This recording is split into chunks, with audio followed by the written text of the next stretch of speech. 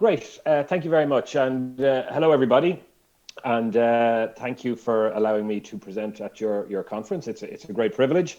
Hopefully one day I'll come and be able to present live. I've never been to Latvia, and I would love to come along.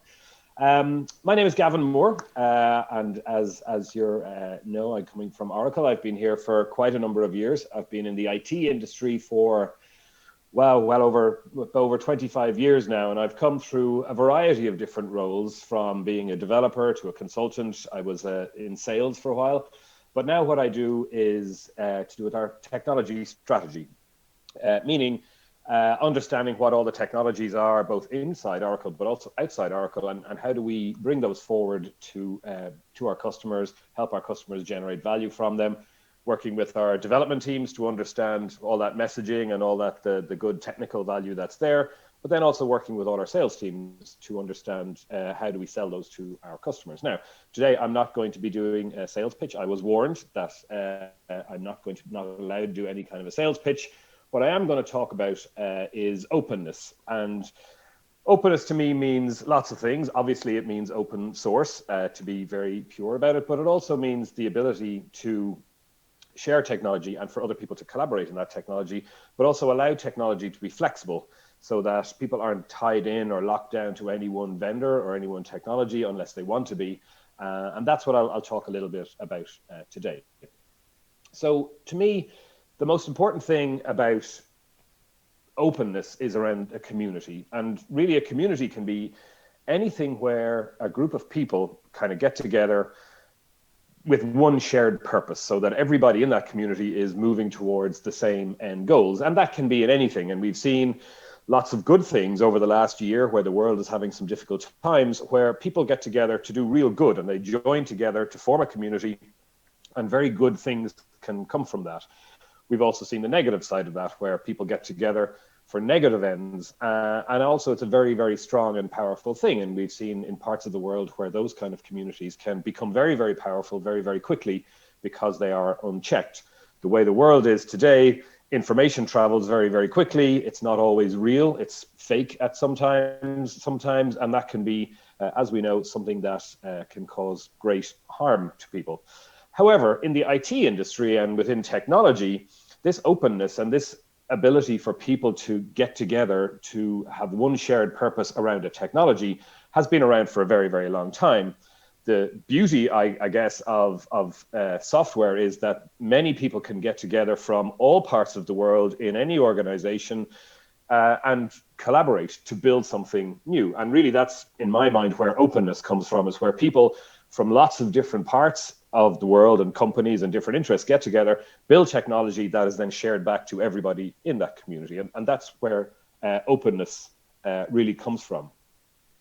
Now, we've seen some examples of this in recent weeks, in fact, very, very recently, where a community of people can actually gain great power.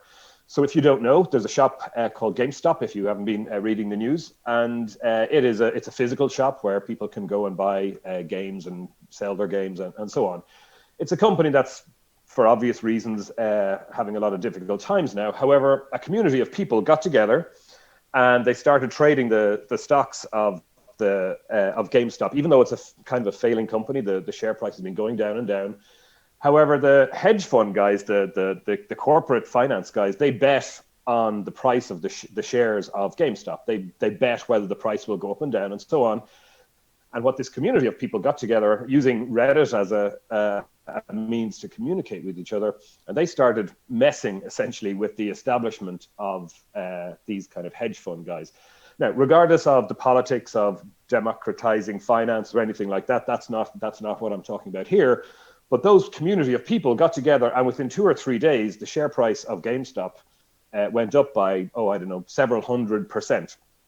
And by the share price going up, it meant that a lot of these big finance companies lost a lot of money because they were betting on the share price going down.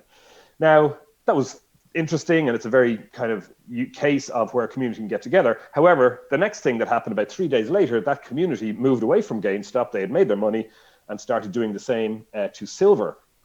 And the share price, or the spot price of silver, was going up and down and fluctuated and so on. That is all now evened out, and that community has moved on to do something else. However, it shows that when a bunch of people who have the same objective get together, they can really be a very powerful thing, whether it's in software or in the world or whatever that is. And it shows that, to me at least, it shows that when people get together to do something really interesting, there really are almost no limits to what can be achieved when all those people do have a shared purpose. Now, some examples of how that has worked or not worked in this case in technology. So the first thing is serverless computing. Now, serverless computing came around, Amazon came out with Lambda, I guess, in around 2014, so whatever, 7 years ago. And really serverless computing should be the kind of the ultimate expression of what cloud computing could be. It should be something that is widely adopted by now, because it allows people to have super flexible applications where they only have to pay for technology for the number of kind of microseconds that a piece of code is running. And it allows a much more efficient use of technology. It's good for business, it's good for the environment, it's good for many, many reasons, that the actual computer is only being used for the exact time where it's needed to run a piece of code or do a piece of work. And Amazon have their version of it, as do Google, as do Microsoft. The problem, and if you look up all the different obstacles to the adoption of serverless computing, all those obstacles are things like vendor lock-in. People don't want to use any one of those three vendors because they can't move it. There's no portability in serverless computing. You can't develop an application on Lambda and then move it to either your own data center or a desktop or a server in your own data center, or you can't move it to any one of those other platforms. The other obstacle that people quote is there's no tooling. There's no shared way of doing serverless computing, that each of these different companies has their own way of doing it, which is completely fine. But what has happened is it's slowing down the adoption of serverless computing, which is a shame, because it has the power to really revolutionize how the IT industry works and how applications are built. There are some open source groups now trying to apply some standards, but it's kind of slow because of the main products, if you like, or the main services that are out there for serverless are proprietary.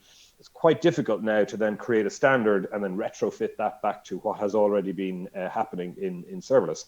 Hopefully that will change. Hopefully standards will emerge. Hopefully that adoption will happen, because really this is where the kind of the nirvana state of cloud computing would be, is where serverless becomes far more widely adopted. The opposite case of that is around containerization.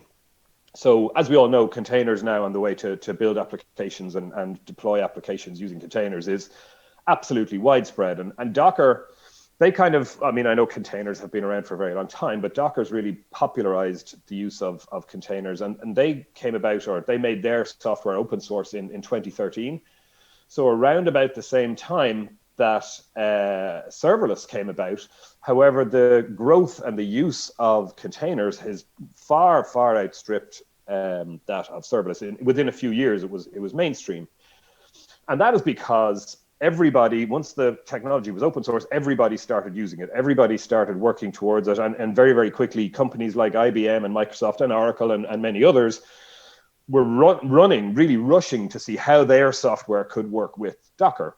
And since then, we've had different tools that have come out. We've had Mesos and obviously now Kubernetes, which is kind of the accepted standard.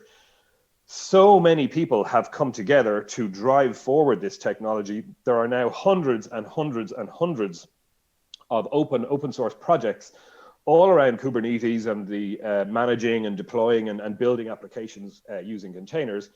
And that is because so many people jumped onto this as a community, building technology and driving this software and this way of doing things forward.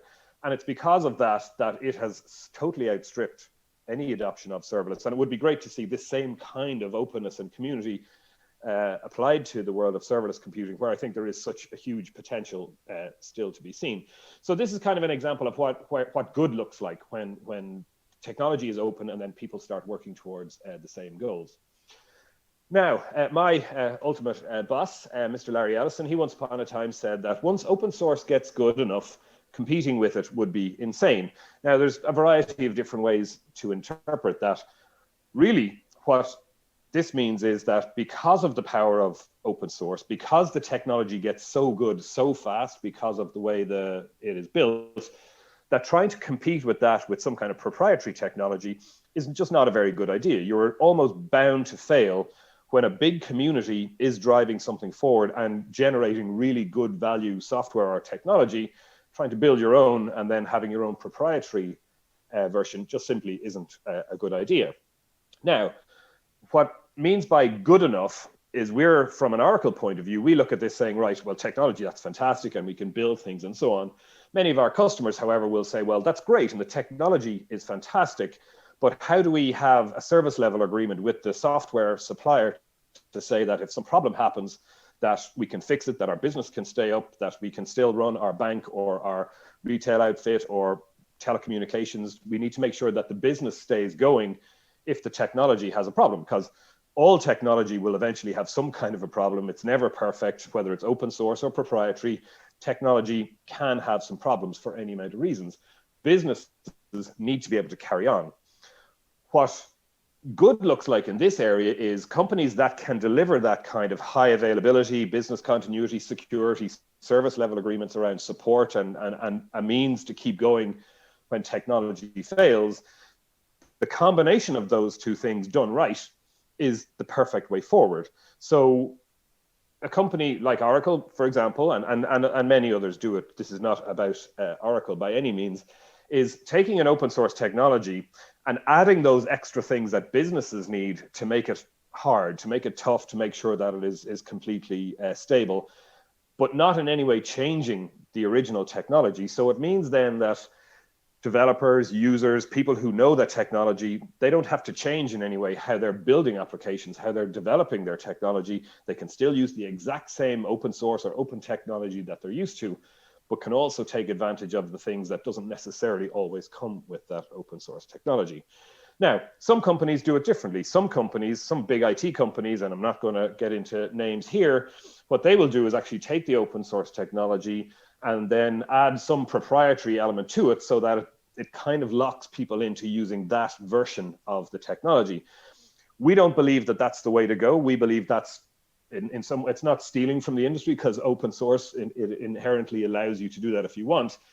What's important though is, if you do use open source, is to take it and, as I said, allow the people who already know the technology to keep doing exactly the same thing, and ideally give something back to that community as well. And this is something that we in Oracle feel very strongly about, that if you are going to take advantage and use an open source technology and not compete with it in any way, it's also very important that you, first of all, don't change it, but also contribute to the community and give technology back to the overall community of people who are building it. That's a very, very important thing, and something that we in Oracle do actually feel very strongly about. And a lot of our newer services, cloud services and products are very much like that, especially around things like Kubernetes.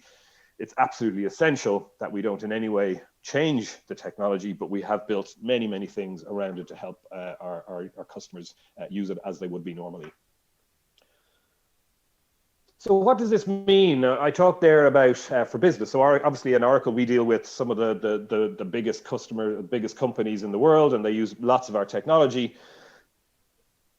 What is it that why would they use open source? So obviously, they need all those things I mentioned around service level agreements and business continuity and all those kind of big enterprise business things. But there is absolutely an imperative in most of the companies we speak with where they will use open source as much as possible. So wherever open source can have that level, or they can have that level of confidence in the technology, they will absolutely use it, especially when there's such big communities behind things. And it makes total sense. The speed of innovation in the technology that you can get when it is open is much, much greater than that when it's something proprietary, where you have one small group of people developing one technology. It's never going to keep up with the speed of innovation that you can get when a piece of technology is completely open. And we've seen that with the whole area of containerization. The speed of innovation that's going on and remains going on is absolutely unbelievable. You can look, I think on GitHub, there's an article that says, all the different active projects that are out there for Kubernetes, and it's hundreds, literally hundreds of active projects, and they're all building and adding things. No small company or no proprietary development can keep up with that speed of innovation. The other thing for companies and for businesses is that if you want to hire people with a certain skill, technical people, then if you're using open technology, then in theory, there are thousands and thousands and thousands of people out there who will already know the technology that you want to do. If you're using a very proprietary technology, all those people need to either be very, very expensive, or you need to train them, and that takes a lot of time. So again, the human element of this is that, again, using something that's open, the ability to get skills in, people who know that technology, who can deliver value to your company right away, it's very, very important. And then finally, vendor lock-in is something we hear a lot, and obviously we hear a lot about this at Oracle, but vendor lock-in there's two different types. There's vendor lock-in, where you're locked into the vendor because you've got some kind of contractual thing and so on, but also you can be locked into a technology. And if you go very far down a route of a technology that's proprietary in some way, and it's running an essential part of your business, then it really is very, very difficult, if not impossible, to get away from that technology to use something else. It's millions of dollars of migrations and people and consulting and so on. Very, very difficult to completely move away from a technology. And people are genuinely afraid of that you can get yourself into a situation where your business is suffering because of a technology choice you've made in the past. If you generally stick to technologies that are open in nature, and I don't necessarily mean open source, but open in nature, then your ability to move and be portable and flexible with your technology choices is much, much greater, either across different vendors, across different technologies, and sticking to those standards that are available in the industry is very, very important to allow people be flexible so that no one's ever locked into any proprietary technology or vendor. So just to talk a little bit about Oracle, and I promise I'm not going to have any kind of sales pitch here, but just some of the open source technologies that have come from Oracle, and many of you will know these, obviously, and we acquired these all through our acquisition of Sun Microsystems many years ago. MySQL, it remains the most popular open source database out there for developers, and there's a whole bunch of numbers and stats that we can show that MySQL is still hugely popular. And we're putting a huge amount of innovation in there to the actual standard itself, but also then we're building implementations of MySQL on our cloud, where people can, if they want to use a service that's fully managed and add various things to it, then it's all, again, based on the MySQL service. So we have two. We have a commercial part of MySQL, but obviously also the completely fully open source version is going very, very strong and still has a huge amount of downloads every single day. Oracle VirtualBox is still going strong. We still have lots of innovation going on in there as well. And obviously Java, there's lots of different camps about Java, but it still remains one of the most popular languages out there. And there's still a lot of creativity and a lot of innovation going on with Java as well. And these are all open source projects within Oracle. I don't work in the businesses of the open source parts in Oracle, because we are very careful internally to say the open source things that we do are over here, and our kind of far more commercial businesses over here. And there is a very justifiable and well managed kind of wall between the two, so that we don't have so that we don't in any way damage the communities that exist around these technologies. It's very, very important to the company that that remains the case. A couple of new things that are coming out that you may or may not know about. And again, they are still within the whole area of they are still open source projects. The first one, very much related to Java, GraalVM. Now, I had to do a little bit of research on exactly how this works, but essentially what GraalVM does is that if you have existing applications, say written in Java, that this is a Java virtual machine that runs on the machine that allows those applications essentially run faster, which is interesting. But the really interesting part of this is that it will also run applications written in other languages, not just Java. And this is huge, because it means that if you have a certain policy around running Java applications and so on, but you also want to use different programming languages for any amount of reasons, because you want to stay flexible, because you want to use other technologies, that's now possible, because this virtual machine will now run those applications and compile and run those applications in other languages as well. So again, feeding back into that whole area of openness, that we don't have to, just because you run Java mainly, doesn't mean you only run Java. It means you can run lots of other things as well. And there's a very, very new, very innovative open source project being obviously driven by Oracle, but obviously the broader Java community is involved as well.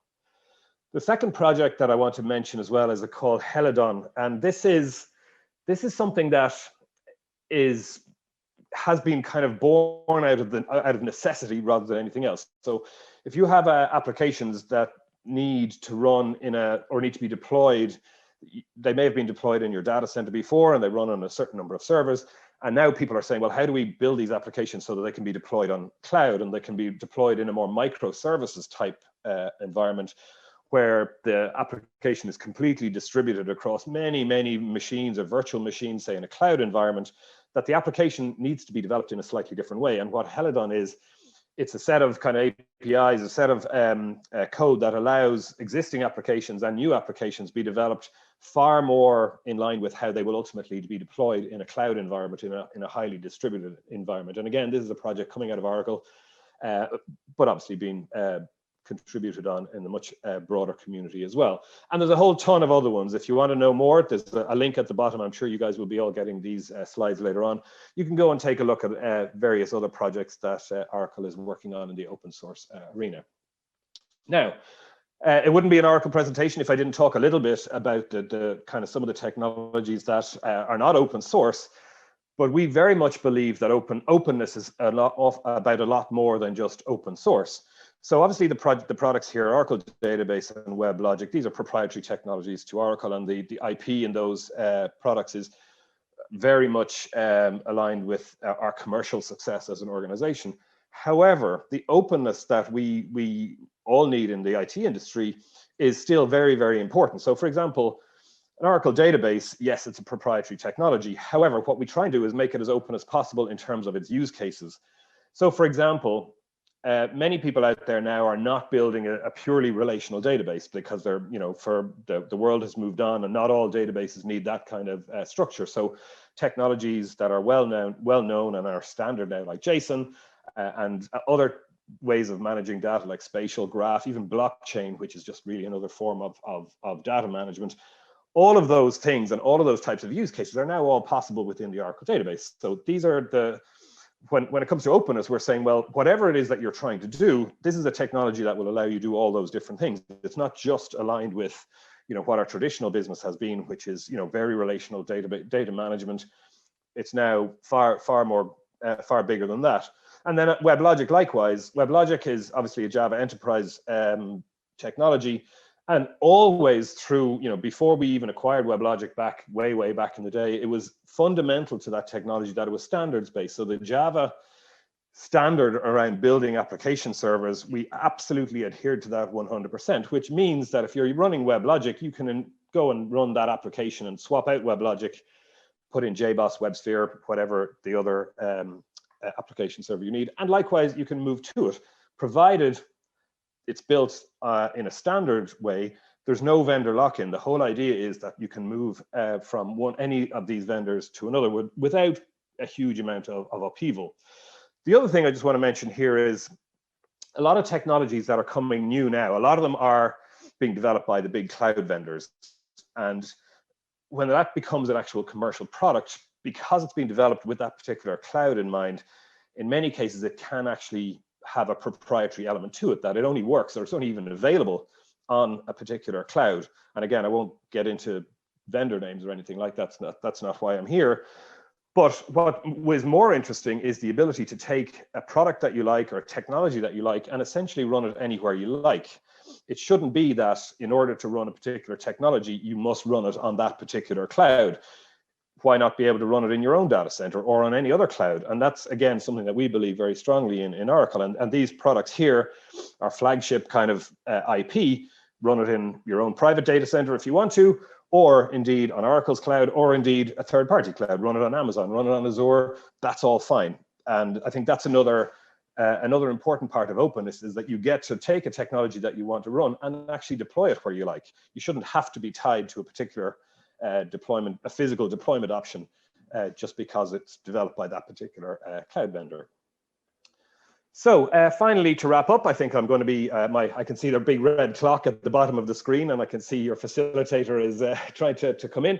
So very, very quickly, all I'd say is thank you very much for your time. Any of the technologies that I'm talking about here, please do, if you want to know more, my email address is there. Please feel free to send me an email. It's no problem whatsoever.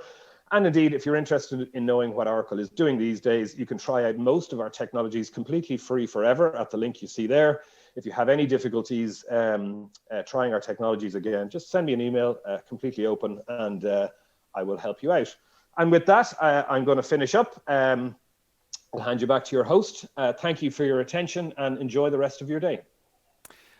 Thank you, Gavin. Thank you so much. Before you run away, we have a few questions that came in through Slido. I would like you to be very short with the answers, if that's possible. Of course. The first question being, how about sustainability? Does serverless and open source facilities save CO2? What's your opinion about that? Does open source save? Does the serverless and open source facilities save on CO2 emissions? Okay.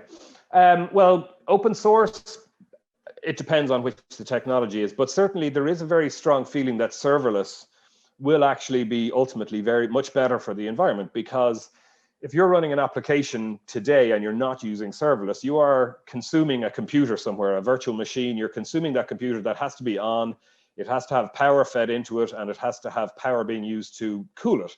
Even if there's no actual CPU usage, even if there's no piece of code running on that machine, it's still on, it's consuming power. In a serverless world, that's not the case, because your application, your piece of code is only consuming that computer for, I don't know, a few microseconds, and then you're not using it anymore. The idea being that with serverless, you would need far fewer computers in the world consuming power if it was the case. Now, that's an ideal world in the future, but essentially it's true, because you would need fewer computers in the world should serverless be more popular in adoption. All right, thank you. Next question. If software has that many contributors, is there a risk of it becoming overly complex to use over time? Again, I think that depends on the technology. It depends on the community management. It depends on the standards. If the standard is well understood and the standard is well agreed by the community, then it's not necessarily the case that it has to become overcomplicated. But in theory, it could. And I'm sure, I don't have examples, but I'm sure in the past there are examples of open source technologies that possibly got a little bit fat and a little bit difficult to use. So I'm sure it's possible, but good community management and a good, well understood, clear standard, I think, should be able to prevent that from happening in most cases. And a bit philosophical question here. Open source versus common standards, what is more important? I don't think I have a brief answer to that one. I think, and I think we'd probably have to get some of my colleagues who are far deeper into technologies to be able to answer that question. I'm certainly happy if somebody wants to send me that question, and I can open up the conversation with some of my colleagues. But I don't think I have a brief answer to that one right here. So thank you so much for your time and being with us today. Okay, thank you, and enjoy the rest of your day. Thank you. Bye-bye.